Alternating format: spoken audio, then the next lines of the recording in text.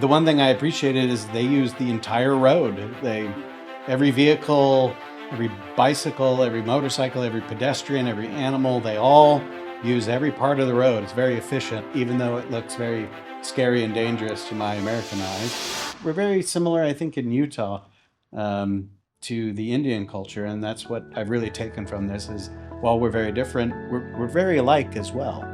I've noticed that even in the poorest areas we've been, that the people, even those that are on the streets, they're all hustling, they're all working, they're all trying to improve their lives. Our number one most important resource is people.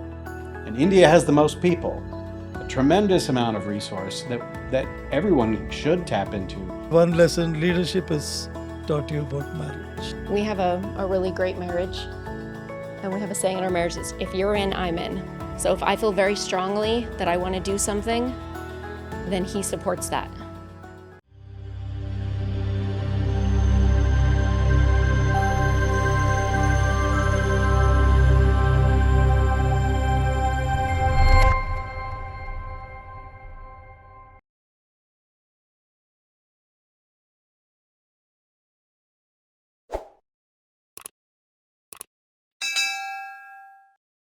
Welcome to Lighten, and this is Guru Sowle, your host.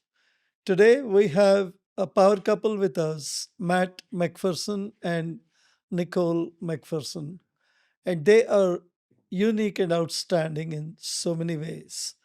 Matt and Nicole, you look awesome in Indian dresses. Thank you Thank very much. You just came from a wedding, Indian wedding. right? Yes, our first one. You look more Indian than normal Indians.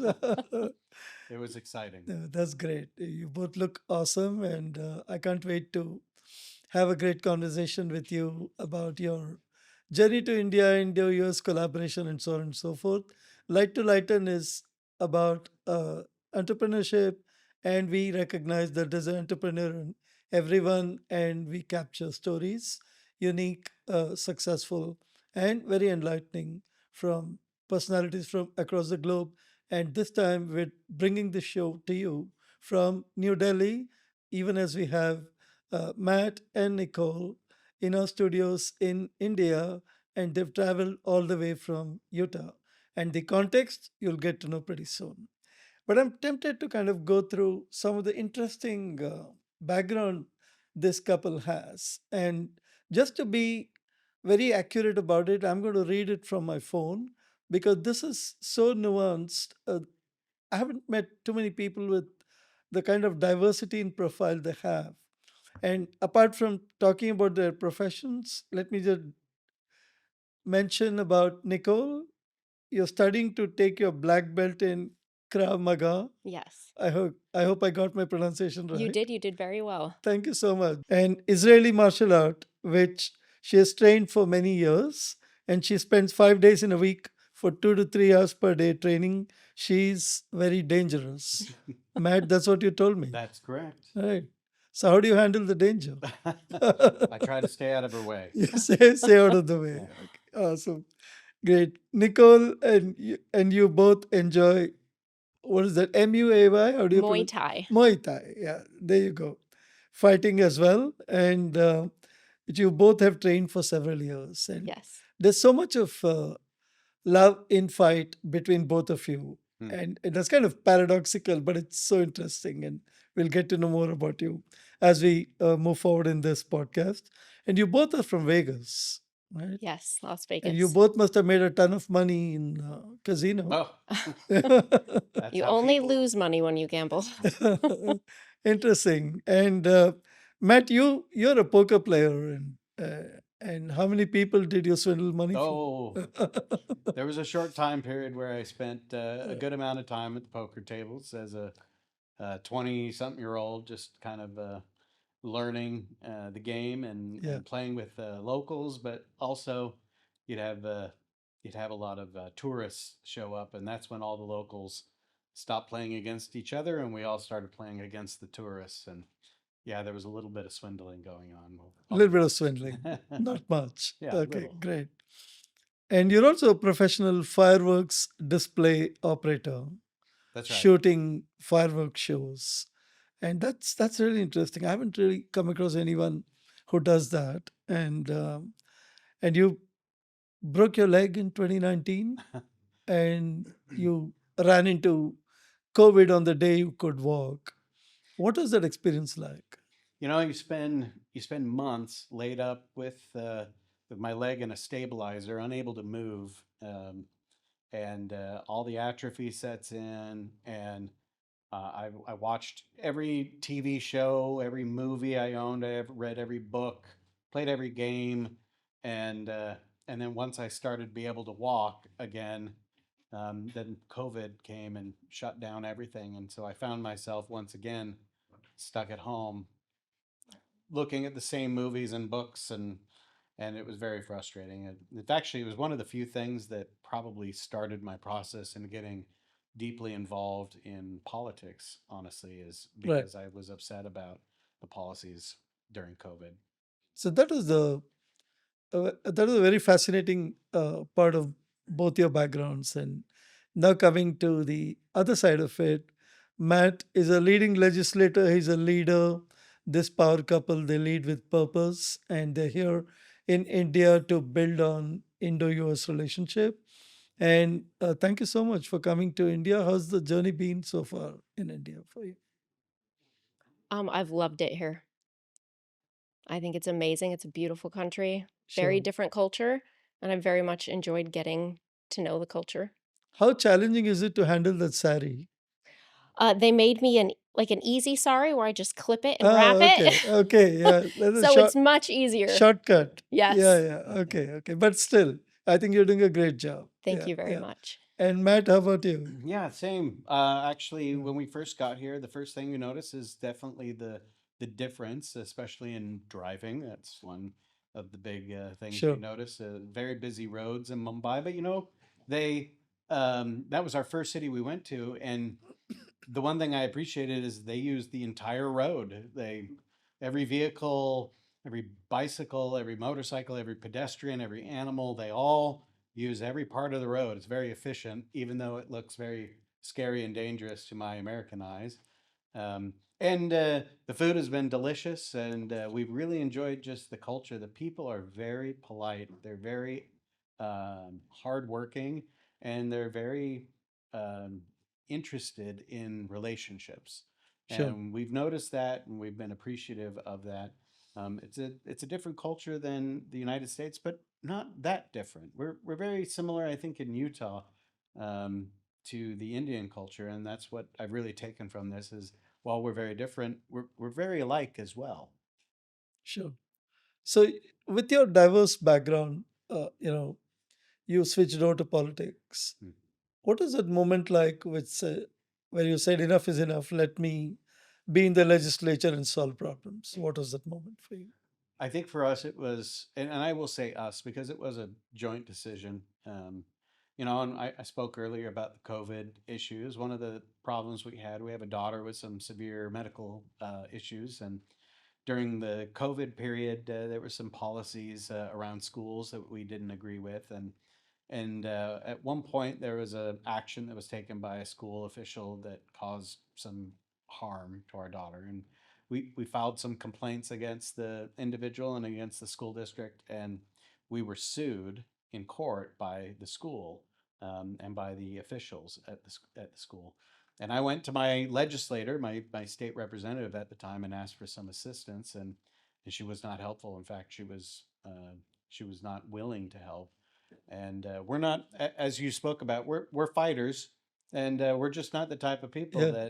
that just complain. So we decided that we would try to get into politics, and now I'm here and she's not. And I've worked really hard to make corrections to the system where I found problems, and I think we've made some good adjustments so far, and we're looking forward to doing more. I know Matt said you both were involved in the decision, but when he actually made the decision, what was it like? Were you nervous? I know you were Um, supportive, but were you kind of tentative or I was very supportive. I kind of pushed him into it a little bit. Once he was elected, it was a little like, what have we done? right? A Right. little overwhelming. Yeah. Um, but I've grown to love it, and I've very much appreciated him being there and everything he's accomplished. So, as a legislator's spouse, has your life changed? Not really. Um, I still stay at home. I'm still a homemaker. Sure. I have all three of my kids still living at home, so I deal with their needs and wants every day as well. Right. Um, the only difference is I kind of lose him for 45 days a year during session, Yeah. but I think the legislature, we notice this in America, like our legislature, especially at the federal level, we consider them in a bubble. They don't live in the real world. They live in this pretend world that's called politics. And we get that too at the state level. So sometimes when we get into the legislative process, it feels like we're in a different world, that it's unreal. And in those moments, everything's very different. But generally speaking, we're a part time legislature. So we get back from the legislature, we get out of that bubble, we go back to our lives and our day jobs, and we live back in the real world. And that I think that has been one thing that I've really enjoyed, and I think we both have enjoyed, is that we do get long periods where everything feels normal, yeah. and then there are times where everything is very surreal Yeah. and different, and I think those differences are good for politics in Utah, especially. Looking at you both come across very empathetic and approachable, great qualities of leaders and people in the society. You make a great impact socially as well. So, what is that empathy factor in politics today? How much has it diluted, Mm. and how do you think you're addressing that? You know, empathy is one of those interesting qualities. As an individual, as a human being, you need empathy to connect to people. You need it to be able to discuss the needs of the people in your district and to try to represent them. Um, and that's an important quality to have. But at the same time, when it comes to actual legislation, to the work that we actually pass as far as laws and bills, empathy can be somewhat detrimental because we need to pass things that don't focus on individuals but affect the system as a whole. And it's a fascinating difference. So there's occasions where we get too empathetic when it comes to our work at the Hill and the legislation process, where we focus on process and procedure that is trying to solve a problem for a very small group of people or even for an individual. Or sometimes we become completely unempathetic and we can no longer connect with people. And it's all about being angry and fighting.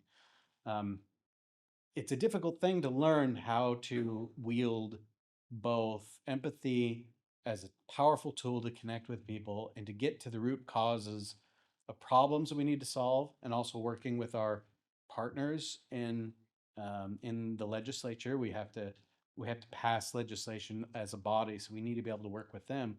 But at the same time, making sure the policies are correct and they're focused on the broad issues, and they're not so specialized that they are essentially overreaching in a government perspective. So it's a tricky thing, and I think that we have not mastered it, not as a country, as a state, and I don't think as individuals we've mastered it. But I think we are trying, and I think most of the noise we hear in the media, in particular, it's not.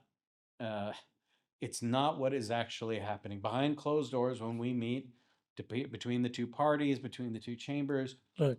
It's usually not as hectic or frantic or as angry as the media makes it sound. Sometimes it gets heated. Sometimes there's arguments with our constituents. But generally speaking, we have good people that are working really hard to improve the state on both sides of the political aisle. And we work together to try to solve that. 95+% of all the legislation we work on is unanimous. There's not a lot of argument. The role of media, it's a very interesting point you made, and it can kind of create ripples in families. And Nicole, if there has been, or if potentially there is in future criticism, unfair criticism about Matt, how do you think you would handle that? He definitely has thicker skin than I do. It hurts Okay. my feelings more than his. Yeah.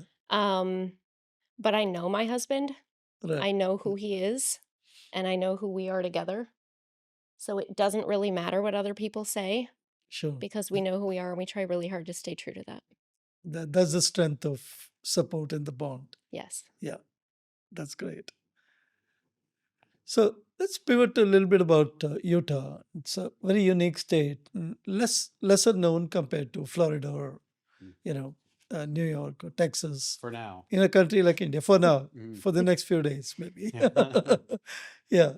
So where do you see Utah in the grand scheme of things, both within US as well as internationally? What's your vision for the state? Well, I think that if you look at the United States as a whole and you look at the individual states, the vast majority of the states, or I should say the vast, but the majority of the states in the United States are conservative.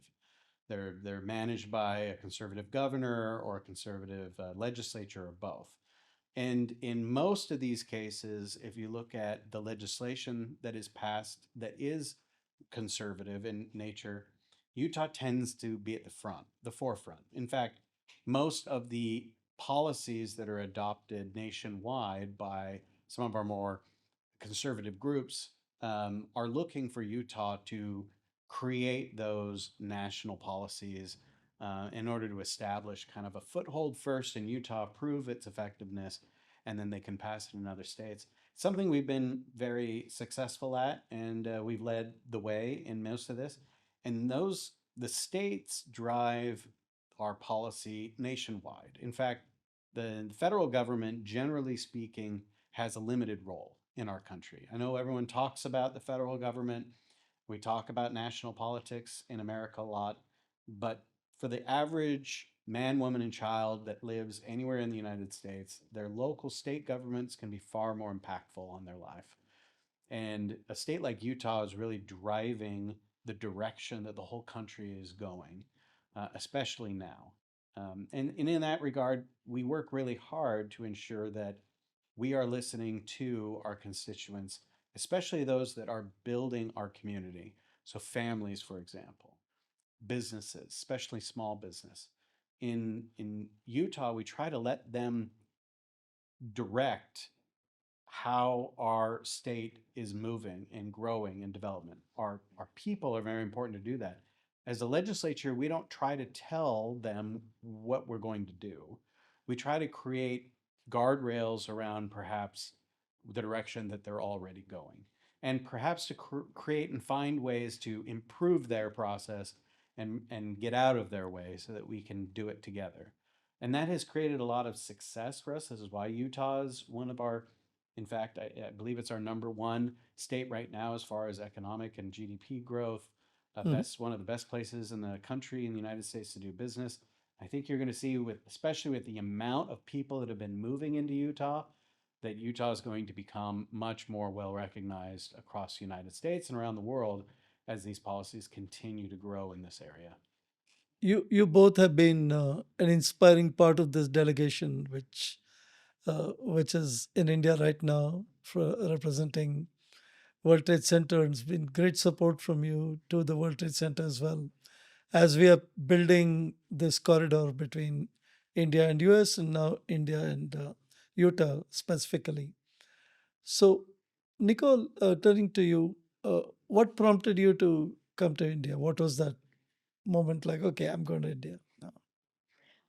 Um, I just wanted to spend time with my husband. I'm about to lose him for 45 days. Yeah, I know. So Yeah, I wanted to stay with him, and I knew this would be a lot of work for him.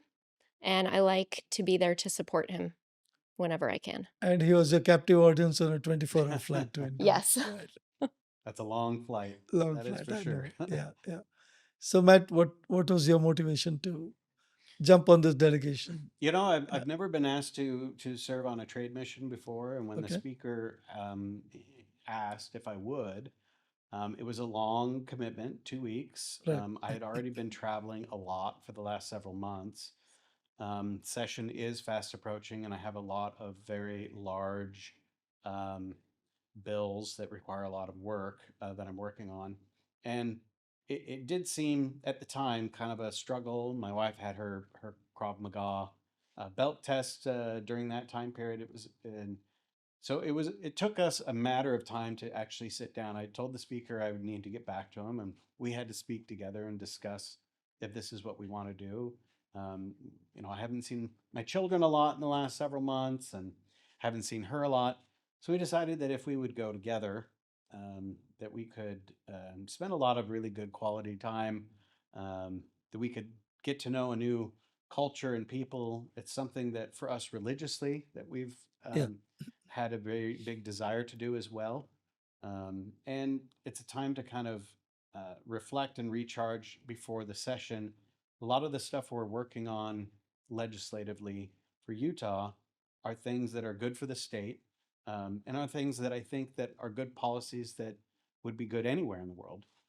And I think that this experience with our different business partners and with our Indian representatives here, we've really been able to better appreciate the challenges that our state faces, and also the resources and the wealth and the benefits that our state has, and better design, uh, I guess, our future policies in a way that will benefit the state even better. This has been an excellent opportunity for us to better understand the not only the Indian people, but I think really also our own constituents as well. And yeah, so we've really appreciated the opportunity, and it's something that we also just wanted to do. I've never been to India. This is my first trip. I've very much enjoyed absolutely. the attire, and we decided to pick up a few sets for ourselves while Yeah. we were here. And the food has been amazing, and so we've really enjoyed the trip. You continue to enjoy the trip. I'm sure you'll come back to India. And that's one trend with most of the visitors. They come with a lot of skepticism and apprehension, Mm. but once they come here, they go back, they keep coming back. And so we'll see you in India more often than you would have probably imagined. And Matt, what is that one aspect of Indo-US collaboration that has really struck you? If you were to take one theme and build on it, Mm. what would it be? And I think I see is tremendous opportunity.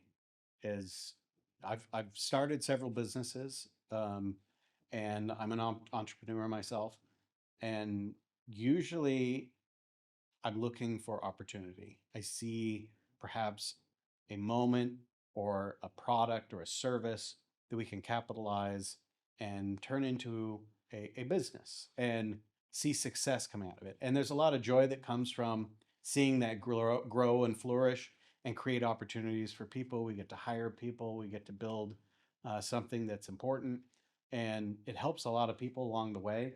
And in our experience here in India, working with the people, I've noticed that even in the poorest areas we've been, that the people, even those that are on the streets, they're all hustling, they're all working, they're all trying to improve their lives in ways that we don't actually see as much in some of our poorest areas. And it encourages me. Our best, strongest resource, and I'm not talking just as countries, but as humanity, as the whole world, our number one most important resource is people. And India has the most people, a tremendous amount of resource that everyone should tap into. India and the United States.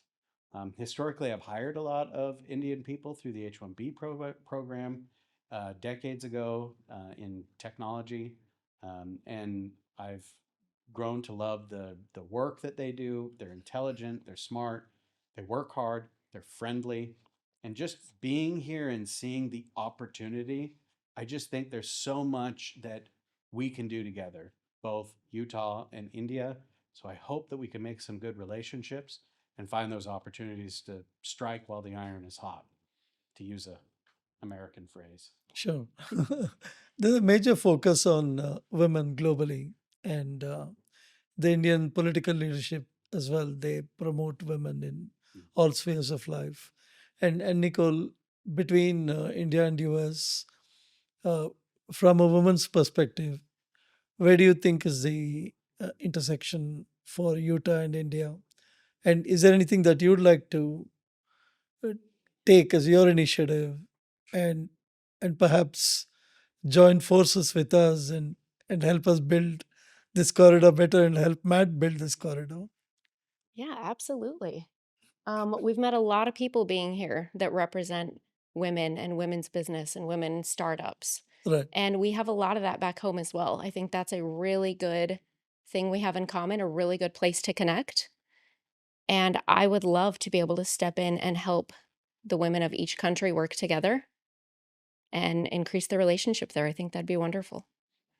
Speaking to you reflect all the qualities of being a excuse me, of being an ideal first lady. Thank you. Any presidential ambitions, Matt? Oh no! In fact, my my time in the legislature has shown me, and this is my first foray into politics, Right. that I prefer business over politics. Very much enjoy the work I do, and I enjoy the time I've spent there. I'm going to work really hard to stay there as long as the people want me there. But I look forward to the day that I can go back to work in business and continue down that path. There's a lot we'd like to do. Also, the state politics, they work better. The federal politics don't seem to work very well. I don't think I really want to get involved in that. It seems like a lot more frustrating, a lot less fun. Right. And as and to be honest, I consider politics. I would prefer if all of our politicians viewed politics like a job, like a plumber, someone that comes in, fixes something, goes home. And not saying that a plumber is a bad job. I'm just saying you don't want your plumber to live with you for the rest of your life in case something breaks. I think a lot of people come into politics and they do have ambitions to be here, to work their way up through the ranks. I'm not saying it's bad, just saying that it's not my preferred route. I prefer to come in, do a job, and go home. And I think we'd be better off in politics if everyone had a chance to get involved. If we rotated through it and more people had a chance to serve, I think the entire country would be better off of America. That's a very interesting point. And how often do you actually see rotation happening in leadership, especially in political leadership? Right? It is so challenging. And coming to think of that, I'm not sure if Utah has sent anybody to White House yet. No, no, we have not. We had Let's close. ask our audience. No, No one so far. Okay. we've had some cabinet members, Yeah. but no one in the White House. Mitt Romney would have been the closest. He ran for Absolutely. Yeah. president. Yeah. And someone like you maybe in future. Hopefully not. Hopefully not. Okay. Great. So, coming back to the Indo-US collaboration, this is a very defining moment. You did mention about H-1B. You hired several people on H-1B.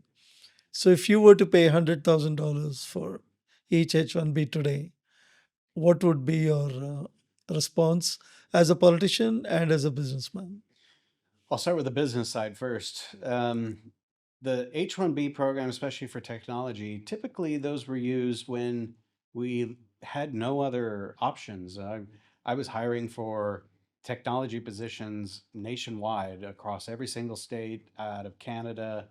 And we were having, especially in the early 2000s, we were having an incredibly hard time filling certain technical positions that there was just literally no candidates for. Now, I think that's changed a little bit, but back then we relied heavily. In fact, in some sectors, we almost relied completely on the H-1B program. We would bring in hundreds to fill these roles. They were very valuable. And in most cases, they would come here to the United States. They would work typically on contract. They work for several months or Yeah. even for a few years. And then they would typically either move on to another contract or they would go back to their home country, and in most cases, India. And both countries would be better off for the program. It would improve our relations. Our companies would get the work done that they needed and the skill sets. There could be some cross training that was going on, and the culture would be shared between the two. It was a beneficial thing, and India would be able to keep their people as well, which is I think important to India to build their own tech sectors. I think the change now has made it that it's a little more difficult in those circumstances where the skill set is either rare, difficult, um, or it's just something that's so specialized and unique that there's just no other options.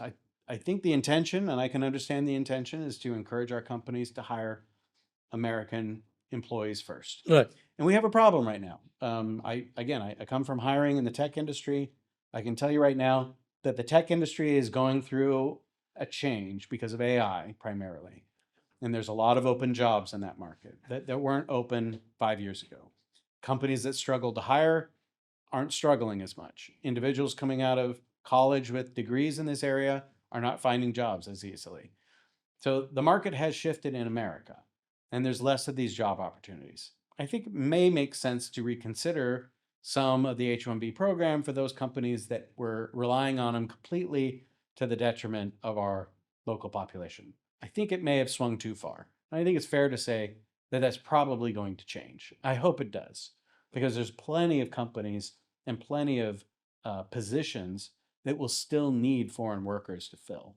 And I only say that from experience, having done this for 20 something years, that was just the honest case. Now, if the market continues to change, we'll see where that goes. But politically, I think the idea behind why this change happened is probably a good idea to start making adjustments.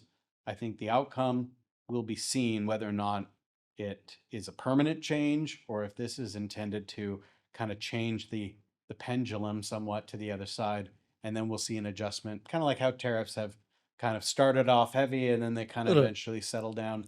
That's what I expect. That's what I hope. And I think that'll be a good change for the better to just kind of shake things up a little bit. I'm never opposed to shaking things up, even if it causes a little bit of chaos, a little bit of pain Right. at times. Sometimes it's necessary. Change is constant. Mm. Yeah. Got you. Is there anything that you like to start as a new initiative on the Indo-US corridor, given your backgrounds in martial arts and Krav Maga? And I'm not sure if Indian women have embraced Mm. martial arts as much as you have. Uh, any thoughts on that, Nicole? Well, I have taught martial arts, self-defense, to several people. I've done some young men who asked for some training. I teach it to some groups of young women, ages 12 to 18, and I've done some groups of adult women. I think that all women should know how to defend themselves. Right. And beyond that, I think it builds confidence and exercise. And I think it's overall good for your mental health as well as your physical. So if we could have a program where we could bring that to Indian women, I think that would be amazing and very beneficial. Maybe we should make that a part of the Indo-US corridor, Mm. right? Yeah, A new collaboration opportunity. I would love that. Yeah, awesome. That's great. As long as you teach us yoga too, because we're not very flexible. Yes, I know there's one institution which is very popular in meditation and yoga, and you'll probably hear more about that. Mm. And Utah may become the seat of meditation pretty soon. So Yeah. yeah. Matt and Nicole, I'm sure you would have seen many ups and downs in your life, in your career, and generally across the board.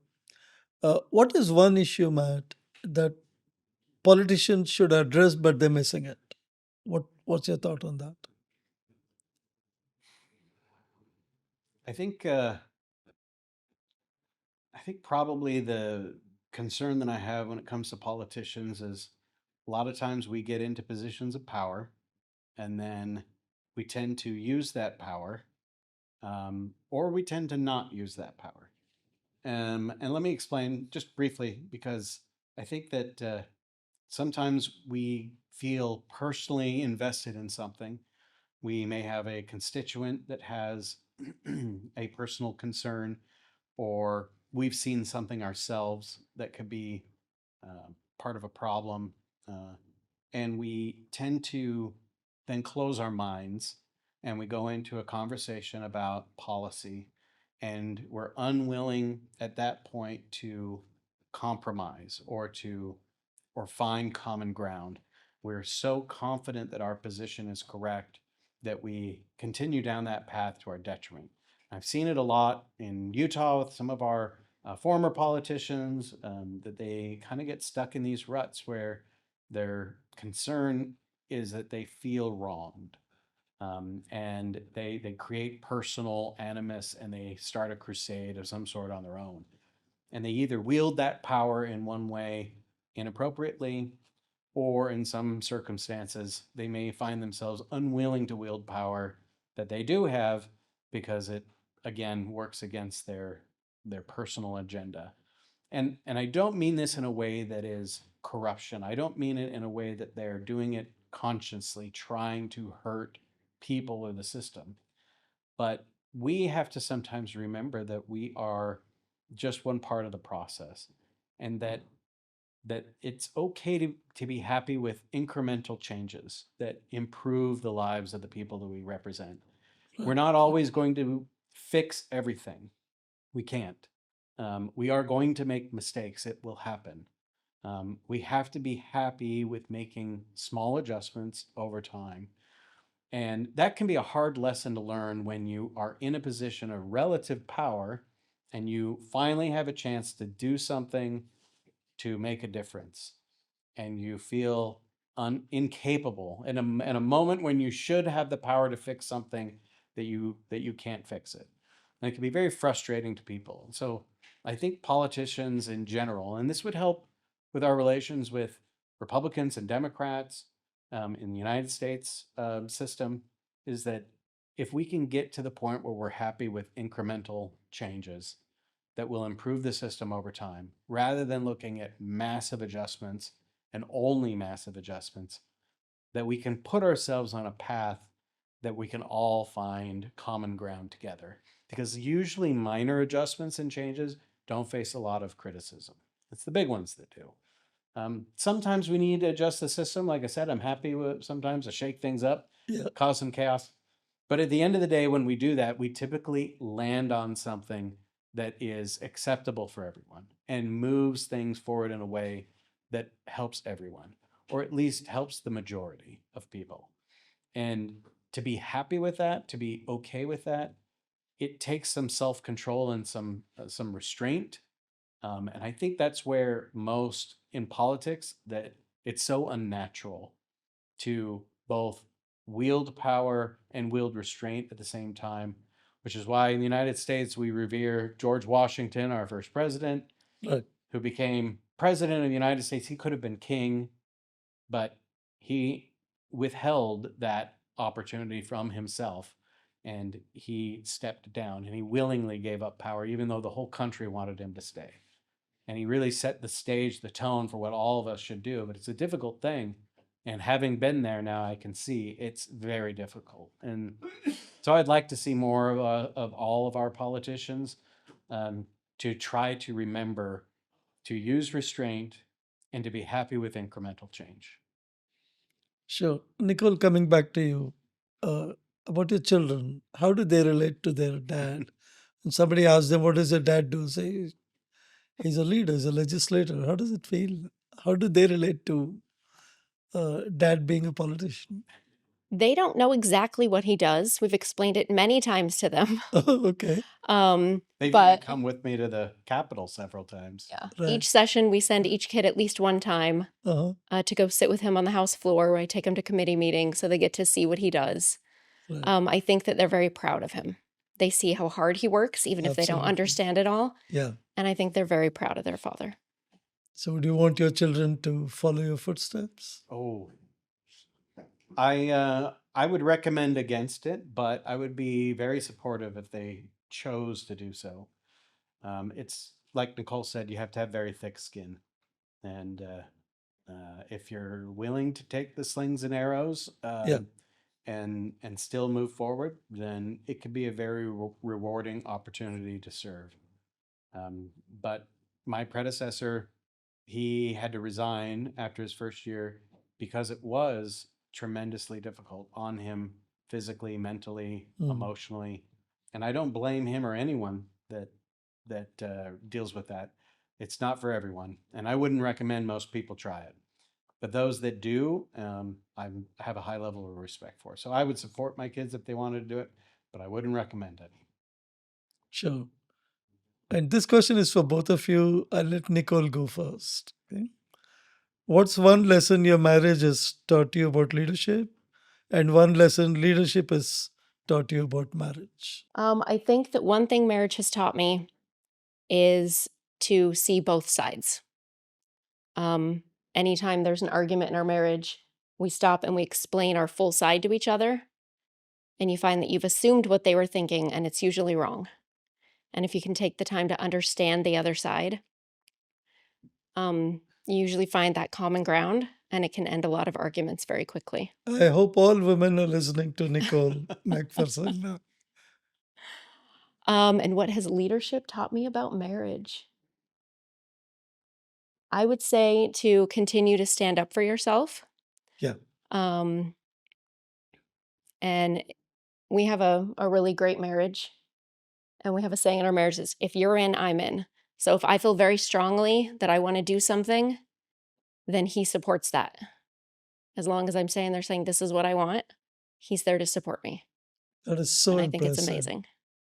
Nicole, this response, I'm sure will resonate with millions of people who are watching this podcast, and it's so deep, it's so real, it's so palpable, it's amazing. Thank you, Guru. Thank you, Matt. It's your turn now. Ooh. I think leadership, to me, especially in the marriage and understanding how those inform each other, I think what I probably discovered is that in marriage, leadership is not just deciding. I don't lead our home by simply deciding what we're going to do. So no legislation at home. No. You know, we collaborate, we work very closely together, but most importantly, we trust each other. And Sure. at the end of the day, I'm mostly just the mouthpiece for our decisions. She prefers if I'm the one in the spotlight. She's probably having a hard time right now in this interview because she would rather I would be in the interview. But and I think I'm going to cheat a little bit and say that the same thing is true in the legislature, that learning to trust her in our marriage, which didn't come right away. It took, we've been married 23 years, and I don't think the level of trust we have for each other's came overnight. But now we have it very deeply. And I think that I've really discovered that's necessary in our legislative process too, is I'm not a very trusting person generally of people. Maybe it's from our fighting background, I don't know. Right. But I realized that I can't do everything. I don't know everything. There's too much to learn and to know in state government. I have to rely on my colleagues. I have to rely on the experts that I talk to. And so I've learned that I need to bring that same trust that I've learned through marriage and that process. It doesn't mean that I don't have a say, or that I don't have questions, or that we don't have input together, but it means that I start from a position of trust, and it allows us to accomplish a lot more than I could on my own. And I think that's been really helpful in the legislature. I think that's very well said. Trust and connectivity at a deeper level. I see that in Utah. In fact, in many of my visits to Utah, the people, the businessmen, and the institutions I interact with, I think there's a value system that's very profound and very inviting, and I really like that trust factor. And we also heard President Stuart Adams talking about building relationship, and the foundation is trust. And you don't hear that much often in the political circles these days, in the media across the globe, and I'm glad you said that. So that brings us to our rapid fire round. Are you both ready? Ready. Yes. Okay. It'll be the same question, but I'll let both of you respond to it one after the other. But Nicole will go first always. Okay. Okay. Right. Okay, great. So, who's more likely to win an argument at home? He is. I am. Do you agree with that? I do. You do? Oh, wow. That's Yeah. great. I'm Surprising. sure all men will envy you. We don't argue much. You don't argue much. That's even better. Right. A guilty pleasure you both share. Late night snacks. True. So, True. okay. Second dinner. 10:30 at night. Perfect. I'll let you add one more to that list. Chocolate. Chocolate. Mm. Okay. One thing you admire most and one thing that drives you crazy about each other. Hmm. Nicole, it's your turn. All right. I admire his dedication. He's very dedicated to everything he does, Yeah. but sometimes it drives me a little crazy how obsessed he gets with what he's doing. Wonderful. Yeah. You know, if there's a award for this rapid fire round, she would have already won it by now. Go ahead. Okay, with Nicole, she's the thing that I admire most about her is that she puts everything into everything she does. She goes all the way. She doesn't go part way. She invests her whole self into everything she does, emotionally, physically, spiritually, everything. And that I admire. She gives 100%. She does. And the thing I think that would drive me crazy the most is that she is very hard on herself. Hmm. She's a perfectionist. And if she puts everything in and doesn't feel like that it was enough, she beats herself up over it. Right. And so I think that's something that she probably knows she wants to work on and Yes. get better at. And I also want to be less obsessed about everything I do. Sure. I'm sure you help each other on that. So, Nicole, which political figure, past or present, would you invite to the dinner table? Abraham Lincoln. Lincoln. Wonderful. Yes. Yeah. And what's about Lincoln that He's mostly appeals? self-educated. So I know he worked really hard to work his way up to president. He lost 3 of his 4 sons Yep. and then led our country through one of the hardest times in our history. And I admire somebody who can push through hard times to get to what they need to do. I would love Amazing. to talk to him about it. Matt? I'd say James Madison, probably um, one of the authors of the American Constitution, the Federalist Papers. Someone who spent a lot of time with the process of establishing our country, getting our states unified. Difficult process, and I would imagine, especially at times now when I feel like we have a lot of constitutional concerns and questions, and some struggles that we have.